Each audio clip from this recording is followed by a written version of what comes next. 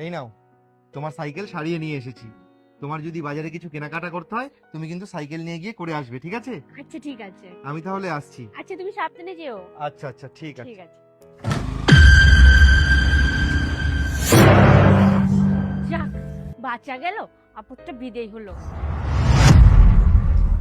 একটা স্কুটি কিনে দেওয়ার মুরদ নেই, আবার বড় বড় কথা। আমি একটু বাজারে যাবো শপিং করতে, এখন আমি সাইকেল নিয়ে বাজারে যাব? ভালো লাগে না প্যাং। আমি বরঞ্চ এক কাজ করি, আমি পিন্টুকে কল করি, ও সুপার বাইকটা নিয়ে আসবে, তারপরে দুজন মিলে একসঙ্গে গাড়িতে করে শপিং করতে যাব। হ্যাঁ। হ্যালো বেবি, আজ না হয় বাইক থাক, 4 চাকা নিয়ে যাই। হ্যাঁ,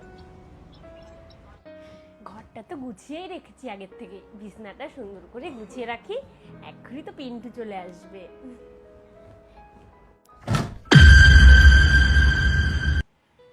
বেবি। আরে তুমি চলে এসেছো? আরে তোমার জন্য ওয়েট করে আছি, এসো।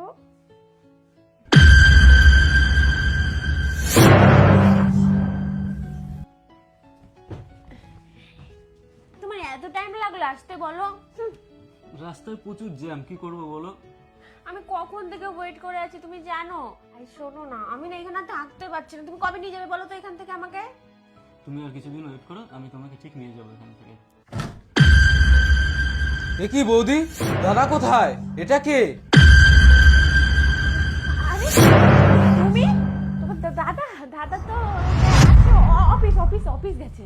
হ্যাঁ, এটা তো আমার, এটা বন্ধু বন্ধু বন্ধু। ও আচ্ছা, ঠিক আছে ঠিক আছে বৌদি, আজকে এই বিষয়টা দাদাকে বলতেই হবে। হ্যালো দাদা, তুই কোথায়? দাদা, বৌদিকে দেখলাম অন্য একটা ছেলের সাথে ঘরে গল্প করছে। হ্যাঁ, কি বলছিস সুজিত তুই এগুলো? না না, এটা হতে পারে না। এই তো আমি একটু আগে অফিসে আসার সময় ওর সাথে তো কথা বলে আসলাম। ওকে আমি সাইকেল সারিয়ে দিয়ে আসলাম, বললাম তোমার যদি কোনো কিছুর প্রয়োজন হয় তুমি নিজে গিয়ে বাজার থেকে নিয়ে আসবা। ঠিক আছে সুজিত, ঠিক আছে, আমি আমি এক্ষুনি বাড়ি আসছি, আমি আজকে অফিসে যাব না, আমি বাড়ি চলে আসছি এক্ষুনি।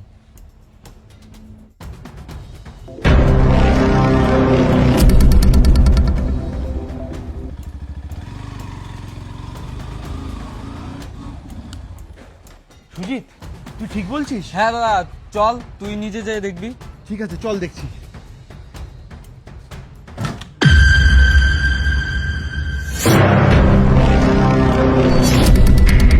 এ কি, তুমি তুমি কখন আসলে? হ্যাঁ আমি তুমি অফিস যাওনি? আমি অফিস গিয়েছিলাম। আজকে ভাই যদি আমাকে ফোন করে এগুলো না বলতো তাহলে তো আমি এই সমস্ত বিষয়ে কিছু জানতেই পারতাম না। আরে না না, তুমি ভুল বুঝছো, এটা এটা তোমার বন্ধু হয়। ব্যাস, অনেক হয়েছে। ওটা তোমার বন্ধু হয় বলো? হ্যাঁ, আর আমি আজকে বাড়িতে নেই, আমি অফিসে চলে গেছি, আর সেই ফাঁকে তোমার বন্ধু তোমার বিছানায় চলে এসেছে। বলো, তুমি আমাকে বলতে পারতে যে তুমি আমার প্রতি সন্তুষ্ট না, তুমি আমার সাথে খুশি না। আরে তুমি যদি আমাকে একবার বলতে যে তুমি অন্য কাউকে ভালোবাসো, জানো তো আমি নিজে তোমাদের 4 হাত এক করে দিতাম। কিন্তু আজকে তুমি যেটা করেছো এটা তুমি অনেক বড় একটা অন্যায় করেছো, তুমি আমার সাথে প্রতারণা করেছো। আমি বাড়িতে না থাকায় তুমি অন্য মানুষকে ঘরে ঢুকিয়েছো। না, তুমি এরকম বলো না প্লিজ, আমার ভুল হয়ে গেছে, আমাকে তুমি ক্ষমা করে দাও।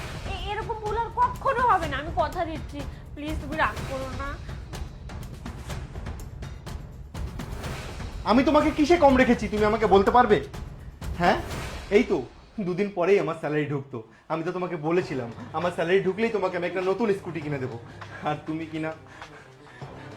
শোনো না, প্লিজ তুমি আমাকে ক্ষমা করে দাও, এইবারের মতো আর কখনো হবে না, আমি সত্যি বলছি, আমি তোমার পায়ে পড়ি, প্লিজ তুমি আমাকে ক্ষমা করে দাও, আমি এরকম ভুল আর কখনো করবো না।